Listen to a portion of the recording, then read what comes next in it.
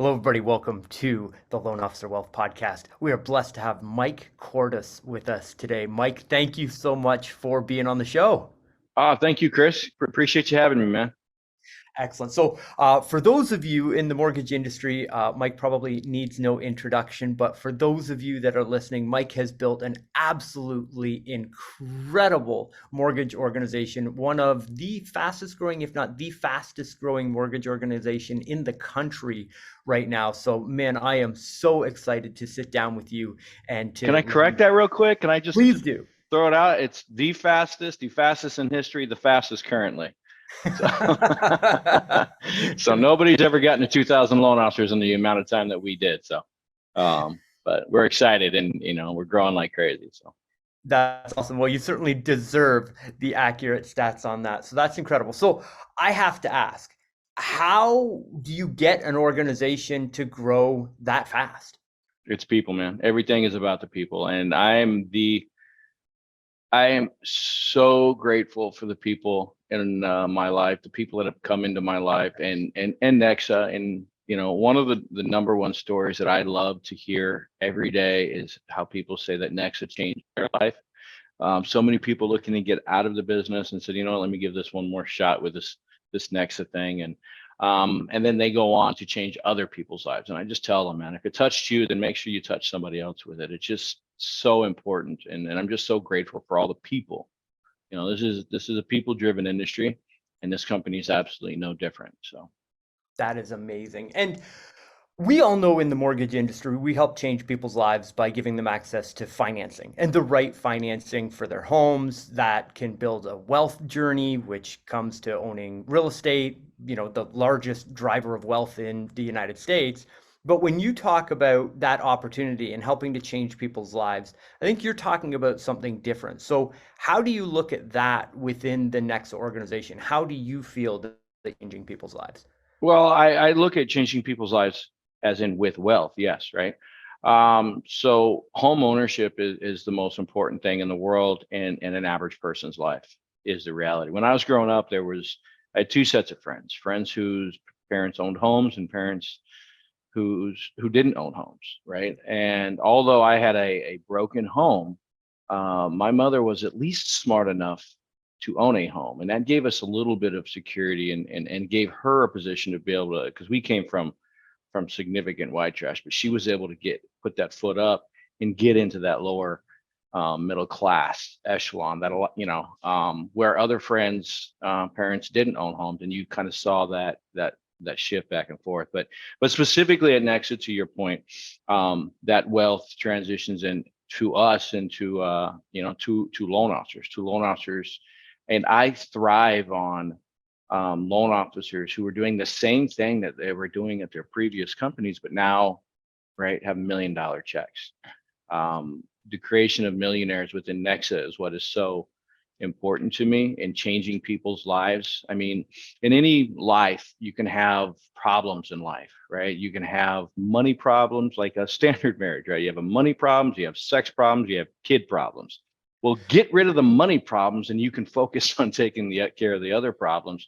And wealth is important, and as greedy as some people think it sounds or is, right? It certainly makes life easier. And for us to change people's lives from, I have so many people going from, like I only used to close a loan a month. Now I'm closing 5, 6 loans a month. And that's not like the massive millionaire wealth that I'm talking about, of course, but it's still a significant difference from where they were. And now they can take other steps to move forward. And then, of course, you have those at Nexa that just really put the pedal on, just push the pedal right to the floor and said, let's go for it. And those guys those guys and gals are doing really well. And I got to throw out some love to the women in Nexa. 4 out of the top 10 producers at Nexa Mortgage are women, including our top producer, and big shout out to them. That is incredible. That's phenomenal. And it's amazing that you know that, Mhm. and that you can recognize that and call that out. So, Mike, with the loan officers that you have in the organization right now, I was able to come down to the Nexa conference. I saw the numbers. You're still growing. What is it that your top producers are doing in today's market to continue to grow and to look at, that person who might be at 2 or 3 loans a month that wants to get to 5 or 10, what does that roadmap look like? So there's no secret pill, right? To me, I hear loan officers all the time, like, oh, the market's down. Oh, my brother got sick. I had to help. To me, look, you can give me any excuse you want. And this is, people aren't going to think that these statements are heartfelt and everything else. Call me what you want, right? But at the end of the day, when the rubber meets the road, it's all about your work ethic. And I have loan officers give me every damn excuse in the world. Somebody got COVID, somebody had cancer, somebody, right? The market sucks right now. Give me any excuse you want, right? The person that controls your destiny is looking at yourself in the mirror every single morning. And when you go to bed every single night, you better take a good look at that person again and really be able to answer to them if you actually did the things necessary to give no excuses today. I tell loan officers, that come up with these excuses, listen, I don't make my problems yours. Don't make your problems mine, right? We're here to make each other better. Don't drag me down. I'm not going to drag you down. Those types of things, right? And there's two types of loan officers who either do it or loan officers who don't. And I don't want to speak to the loan officers who don't because I just think they're not going to. I want to speak to the loan officers who do it and say, man, just keep doing what you're doing, because the loan officers who won't, you're just going to take their lunch, and don't feel bad about that. You've got to go out there and fight for your family. You've got to go out there and fight for your future. You got to go out there and fight for your company, your brand is what it comes down to. And I get frustrated with loan officers who constantly come with reasons and excuses, but it comes down to the grind. If you're not doing what you were doing last year 3 times as hard for half the money, you don't deserve to be here in 2024, because a third to half, I've been saying a third, but now I'm seeing the industry talk about half. Half of loan officers will be gone in a year from now, but at least a third of all loan officers, right, will be gone in a year from now. So you can either walk into a room and look to your left and right and say, one of you guys is not going to be here. Or you can look into a room and grab one of the persons and say, well, like, you or me, right? One of us may not. And that's a scary thought. And if that doesn't wake you up in the morning in this market and go, man, I got to get it. And people say, well, should you freak out about this market? I say, yes, you should freak out about this market, but in a controlled way. If you're just like running around, oh my God, this is terrible, this sucks, well, then you're going to lose. And the loan officer that can sit down and go, you know what, I got to take this serious and I got to grind it out. Call 5, 6, 7 more realtors, because look, not as many realtors have deals right now. That's right. There's not as many deals to go around. So, but there are purchase deals actually, by the way. So, but you got to call more of them because there's more loan officers calling them. You got to have a better value proposition. Look, if you're just calling a realtor and say, I have the best rates, wonderful communication, and the best turn times in the industry, you're not providing enough. Right. Everybody says that thing. I don't care if your rates are the worst in the industry, you still tell them that. And the realtors don't know the difference, but they are your path to a homeowner. So for the loan officers that are out there getting up early, getting up at 4 a.m., 5 a.m., grinding that thing out, man, hats off to you. I look forward to doing business with you in 2024, right? And that's okay. For the other third, right, I need an Uber driver too. So. And it's so true, because the conversation that I've been having with our coaching clients and the people that are in our inner circle is that you can't change the market. And arguably, if you look historically over home sales in the United States of America, it is still a very strong purchase market. There's more homes that are going to be sold this year than there were 3 years ago. Yeah. That purchase market is still exceptionally strong. It's just the refinance business has gone out. Right. And, we hear all the news and the industry statistics of a third to a half of our industry leaving. Well, look at the hiring statistics that happened at the beginning of COVID. We grew our industry by 25 to 30%, front loading into that massive volume that our industry had to produce. So if you look at the actual professionals that have been here and made this a career, there's just market share to be had, and you can't control the market. You can't control the only thing that you can control is your mindset and your actions. And those are the things that every single top producer has the self-discipline to make sure that they've got a daily plan for success. They get up every day and they do the plan because they realize I can't I can't fix any of this stuff. I'm just going to fix me. I always say, look, being the best at what you do, it's a game, right? And we're all competing for it. And people say, oh, well, the money and the toys. That's just how we keep score. Those of us who go out for it every day and fight, we're not thinking about, oh, I get to make money on this transaction. We're thinking about, I need a certain number of transactions in order to be top 10% or top 1%, right? We're fighting to be the top at what we do. The money in the toys is just a repercussion, Yep. right? I mean, those of us who fight to compete and fight to win, we would do it without all that, is the reality. We just want to fight and compete and win. And I love like youth sports in college. Well, college is getting paid these days, but I love it because these kids are just fighting to win. They're not getting, it's just that satisfaction. And we're teaching these kids, right, to go out and compete and win. And I think those will like be our business leaders in the future. And I just got to say, you made a point that we were hiring so many loan officers at the beginning of this pandemic. And it kind of, it makes me chuckle a bit at some of these companies that were doing this, because they weren't just hiring loan officers. They were hiring middle management. They were opening offices. They were adding massive layers of cost to their P&Ls. So that way, if that market ever went away, and the crazy thing is, these are some of the highest paid people in the business who weren't forward thinking that this actually might not last forever. Mm-hmm. So, I mean, we recognized that early on and said, we are going to build a company with absolutely no middle management and absolutely no overhead whatsoever, right? We have no debt here at Nexa Mortgage, so we can continue. And people are like, why do you keep making it better? How do you keep making it better? Even our own attorneys called us up when we looked to change our contract and offer 100% to everybody. They said, how can you possibly be doing this in this market?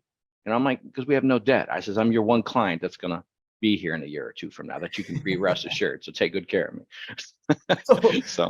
So there will be loan officers that are listening to this podcast that just heard that 100% number. And that was one of the first things that I heard about Nexa when you guys just came into the industry and really started to take over. Everybody was saying just like 100% comp. Can you explain to our listeners how you can run a business model where you give 100% to the loan officer and still be profitable? How does your business? I have to laugh at this question because we get this lately in the last, because we've always had this 100% that was attached to volume, but now we have this 100% attached to other things. We have multiple paths to 100%, if you will, right? And one of those is partnership. But then people ask me, like, how can you possibly offer 100% and stay in business? Because 100%, there's nothing left. Right. What can you do? And we tell them, we'll give you 100% on a loan one, all the way, every single loan that you close. And like, how can you stay in business? But this is the funny part. I tell those people, I says, well, first of all, wouldn't you like to know, which I'm actually forthright in telling it. I says, but second of all, think about this. It's actually more than 100%. When we receive a loan, let's say for an example, we receive a loan at a 275 basis point margin. Let's just say, for example, right? That means Nexa Mortgage receives 275 bips in total. I actually have to pay out 305. It's more than 100%, by the way, right? But it's a partnership thing. So though that 100% is easily obtainable within 1 year, and then they get 100% for the rest of their lives, or it's obtainable sooner to be coupled with volume as well. But you can, it's so many at Nexa are now doing it, and it's helping us grow. So not only do I give them 100% on every single transaction, but I also give them a residual income forever. And when I say forever, I mean literally like as long as that thing is producing income, it's theirs. They don't even have to. Some people say money while you sleep. I'm like, you don't even have to wake up, because you can literally die, right, in your sleep, and your family's going to receive that check forever. This is a true partnership with us here at Nexa Mortgage. We believe in that. Those who want to help the organization grow and build their own business within it, I always say Nexa is a platform. So that's all we are. We're a platform. You bring the business, right? The loan officers bring the business. They're the business. We're the platform. Our job is to support them. As long as they are compliant and profitable, man, I'm out your way, right? My job is to get out of your way and support you and keep that platform really, really strong. So you mentioned residuals there. So how is that? Are you like a mortgage comes up for renewal, you renew that, they get paid on that, or how does the residual model work within I'm Nexa? working on that, by the way, but not yet. Um, no, the residual works because Nexa Mortgage, like Matt Grill and I, we built in a profit margin to the company so that we can feed our families and survive. Like any reasonable company, it must survive and or grow, and the owners must feed their families. Let's face it. Well, what we ended up deciding to do, and at the time there was some argument to it, but we decided to, and this was like 4 years ago, but we decided to say, you know what, let's give up to everything away, not to recruiters, not to middle management. Let's give it directly to the loan officers who help us grow, because there's nobody better to tell about a company than the loan officers themselves. But loan officers aren't going to do that because they're busy getting loans. So the only way to do that is you say, listen, guys, go an extra 30 minutes a day. Don't replace 30 minutes of your originating time, just an extra 30 minutes per day. That's it. 30 minutes a day. And just call a couple of loan officers in the industry and explain to them why Nexa is so much better than everything else. Because you already know it. Let them hear it from you. And then loan officers started to do that.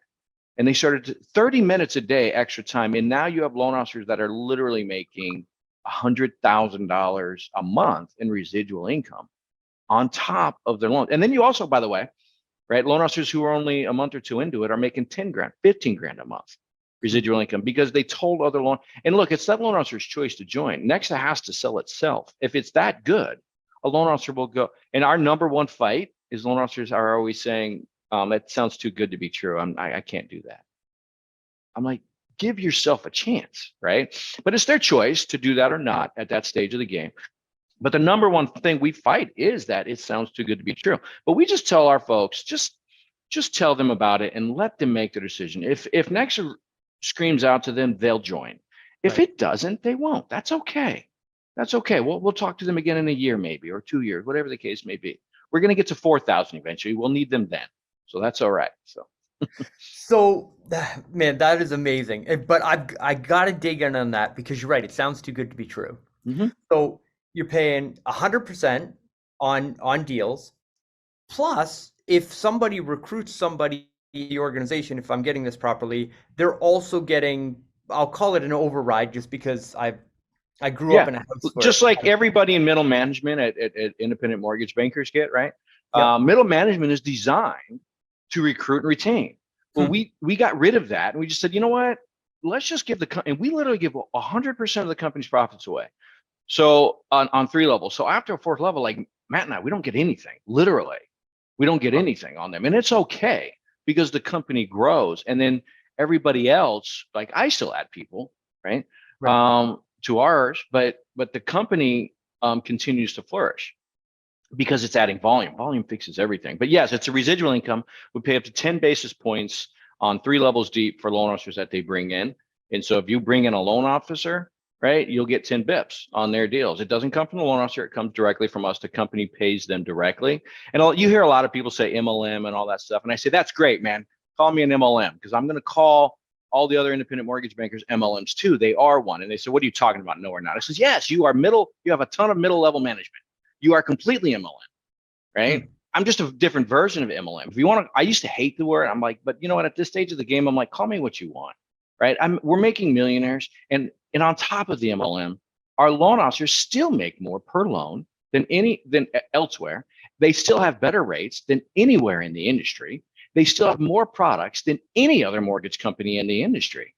And yet I still pay them more and I give them residual, because it's truly about partnerships. And people say there's no way that you can have the best rates in the business, more products than anybody, pay more per loan, and give a residual. I said, there sure is. It's all in the mindset. You know what I mean? And it's difficult on the backside, on the accounting, to handle it all. Don't get me wrong. But we have the mindset to do that. But you can do these things. And it's time that loan officers understand, independent, self-producing loan officers, that they are the answer. They are everything, at least in our world, right? They are our nucleus. They are everything to us. So I'm going to get me on my tangent here, man. I wanted to make this. No, that's totally okay. So, and I apologize. So it's early. We're doing this in a hotel room. So I'm just going to drill just one more time, Mike. And if you don't want to share the secret sauce, I'm totally cool. I'll share it. Am I not giving enough? I'll give more. Residuals. How does Nexa and you and your family eat if you're giving away 100% of the profits plus residuals on people that are recruited into the network? Yeah. Where does that money come from? So look, I have a downline too. That's how I Okay. get paid, right? I make over $1 million a year residual income off my downline. Let's not forget, I started the downline. So I was the top, if you will, right? And so when Right. we first rolled this out, I had 40, 43, 45 loan officers in my level one that all started recruiting from my level two and then ultimately like my level three. And I couldn't recruit faster than 45 loan officers. I was doing a good job alone, but I couldn't recruit as fast as all of them. And then, Right. man, they just started rolling it out. Now, the argument is I don't get paid anything for fourth down, and we are down to like 16 levels now. However, however, Nexa does give me a salary, and I still help everybody. And we have what we call an executive partners team here. These are the top partners of the company, and these are true all-in partners. And they can at any time say, you know what, we want a different CEO. That's cool. Give somebody else a salary. I'm fine with that too, right? If there's Huh. a better person to run this organization, I will cede that position as long as that's what those executive partners want. So So the majority of your income comes from being in the Nexa model. It doesn't come from being the CEO and owning the company. that's correct. Right. The majority of my income comes from residual income, just the revenue share, just like every other Nexan. So I have to continuously do those things, right, and keep that revenue share up for my income too. So. That is really cool, Mike. But that's what we did. We got rid of middle management and said, I'm going to live by the same standard, right? Hmm. I'm going to build my wealth the same way the loan officers are required to build their wealth. I could do loans, I can recruit, grow the company, right? I can do those things. Now I choose not to do loans because I'd rather just support loan officers. And I was a top producing loan officer, by the way. I was a top 1% too. So it was hard to give up that production one Yeah. day and say, hey, I'm just going to help you do it now. But it made more, obviously it worked itself out, but it made more sense to work on my business, not in the business at that time, right? Being in the position that I was in. Yeah, that makes total sense. Okay, I'm clear on that. Thank you for that. Let's talk about the difference between a broker and a banker. Mm-hmm. And because I hear a lot of people that are like, I'm skeptical about this Nexa thing because I don't want to be a broker. I don't want to have to shop the loans. What, what is the difference so that people can understand that conceptually? And then what would you say to that? Well, okay. So the people who are saying that, let me just say something about that real quick. You're living in fear. Yes. Learn before you don't. And this might be a really, don't live because of something you don't know. Like look at cultures, different cultures, right? I'm a white male and I married a Hispanic female born in Mexico. And when I met her, I'd never even dated a Hispanic girl. And I was like, now I could have lived in fear of that and said negative things about that culture that people do. But instead I said, you know what, I'm just interested. And I went over to her family's house and they didn't speak much English. And I certainly didn't speak no Spanish. Um, and and instead of living in fear, I said, let me go and check this out. Let me go and learn about this. And I learned that there is an absolute loving, giving culture that to this day I thrive on. And by the way, happy anniversary to my wife today. Oh, But we've been together. We've known each other for 21 years. I've been with her. We've been dating for 19 years and married for 9 years now. But I embraced it and I learned about it. And so those who are afraid of it, that's okay. That's a natural thing. You've been being told for years by your management that you respect and value that brokering is not good, that we lose control, that things don't close. And none of it's true. Listen, I was the same way. It's okay. I get it. Right. And so you have to go learn about it, really learn but I gotta look at that person in the mirror again. And you got to ask yourself, what is bad about having the absolute cheapest rates in the industry because you have 190 lenders constantly competing for your rates? What is bad about having more products available than anybody in the industry because there's 190 different investors with 190 different ways of overlays, 190 different lenders with different tiers of products, right? You can't have more offerings to your consumer than at a mortgage broker. So think about your consumer. And by the way, think about the family members you're giving loans to, you know, or yourself even. So we literally have mortgage bankers come to us for their loans. So, and that's the part that's like, why are you doing your loan with us, but you're not doing your clients' loans with us? That doesn't make any sense to me. So, but it's really the fear that's there, right? And unfortunately, brokers have drawn a line in the sand at times, and I've been guilty of this, and so I'm trying to correct my errors in my ways, right? We draw a line in the sand and we say things like brokers are better. In other words, banking sucks is what they're trying to say, and I don't believe that either. And we got to get away from those negative comments about that. We got to stop that line in the sand. Got to have a more open community. I couldn't agree more. And so the workload, when you get a deal as a broker, you know, pretty simple in another structure where you're just sending it to underwriting, you get help with that. What does that process look like? Is it a lot harder to find those lenders and get those deals done? No, it's actually, this is the thing. And that's a question. And that's things that people from independent mortgage banks constantly think. And it's not true at all. So the complicated part is figuring out which lender you want to work with. But is that any more complicated than figuring out which lender you want to be employed by? Now, however, you have 190 employers, and that is a deer in headlights moment. So you do have to know the best. Now, look, I'm going to encourage everybody in that situation, create an account. There's a system called loanofficersupport.com, right? Where you have coaches in there that are broker experts. This is all they do. And they will look up all the different lenders and say, this is the best lender for what you're trying to do. Until when you become a broker, you'll have your 3 to 5 favorite lenders. You will.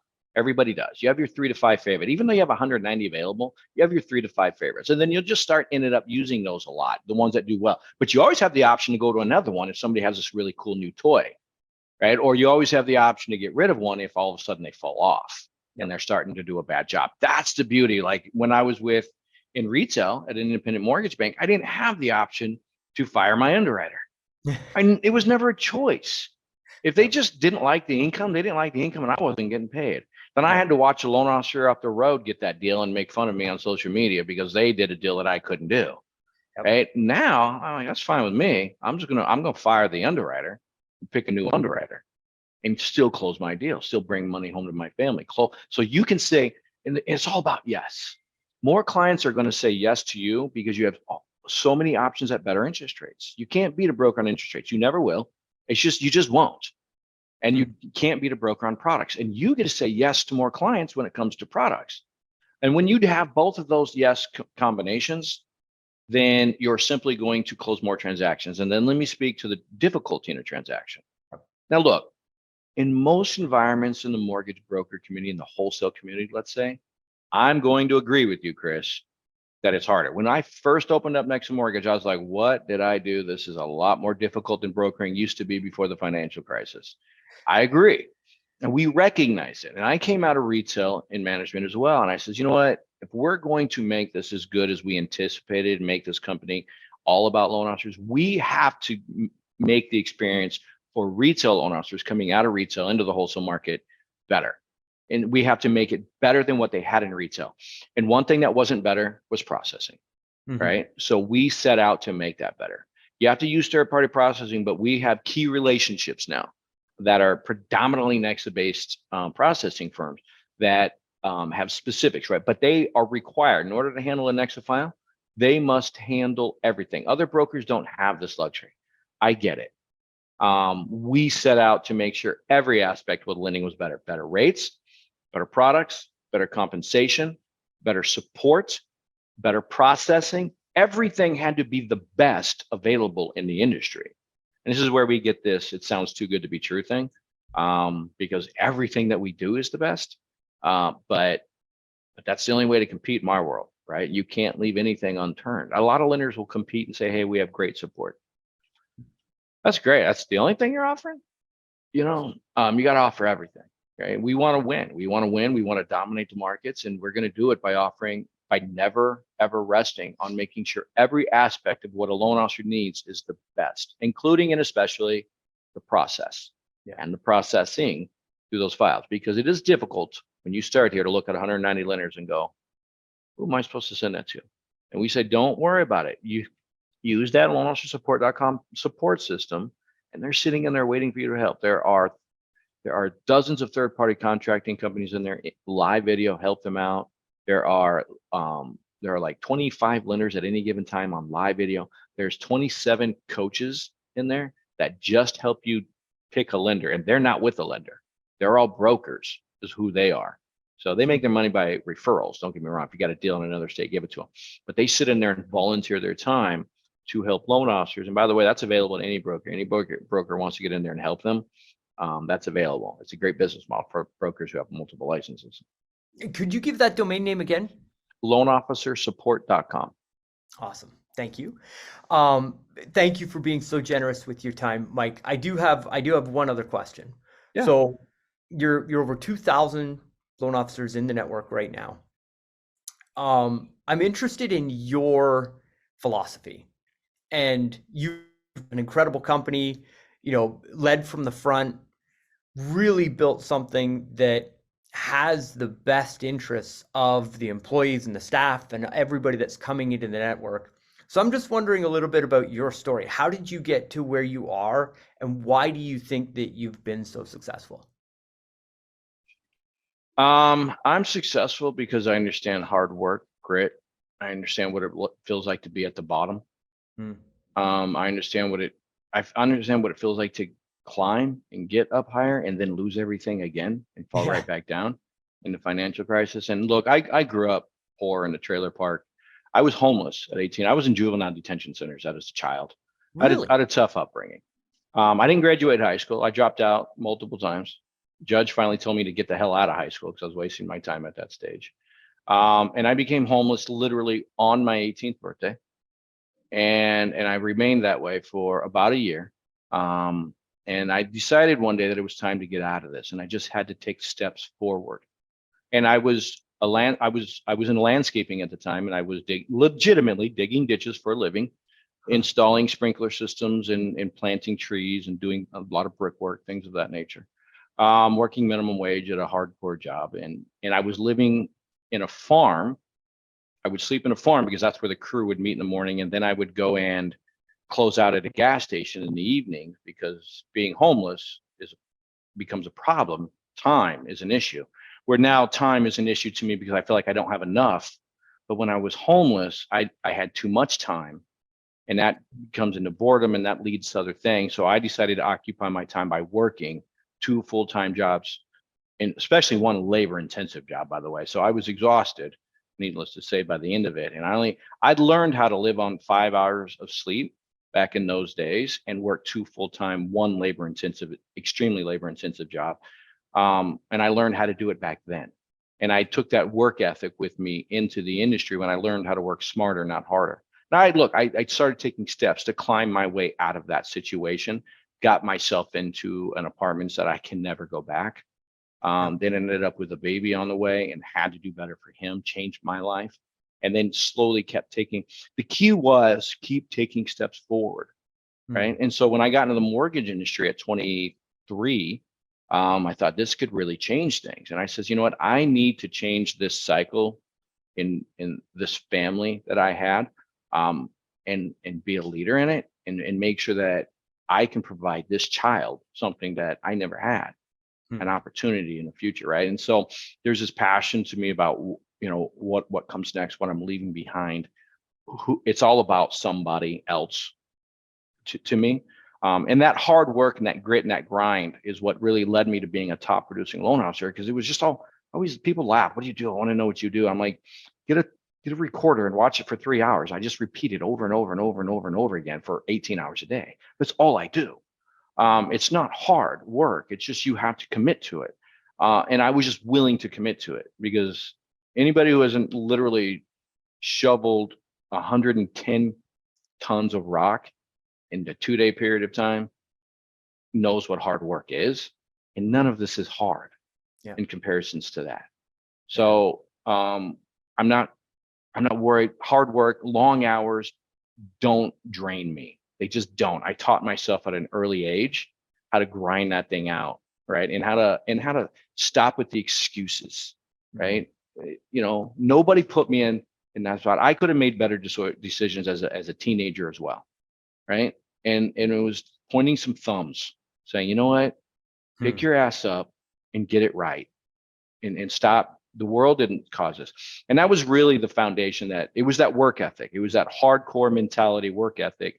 I wasn't afraid to work. And that came into the Nexa program. And then it's just this thought that everybody deserves something better, right? I deserve, it's my obligation to give the people who trust me with their family's income the best they can possibly have, because I can't lay my head down and actually think to myself that I put somebody in a bad spot for my own selfish interests. Now, look, I'm getting mine. I'm going to get after mine too, right? But I can't sleep thinking that I hurt another family. Yeah. I just know what it feels like to be in those tough spots, especially at the end of the financial crisis, right? I went up, I was doing well in the mortgage industry, financial crisis hit. And look, being poor and being homeless, okay, that sucked, but I didn't know how bad it was. Right. It was what I knew.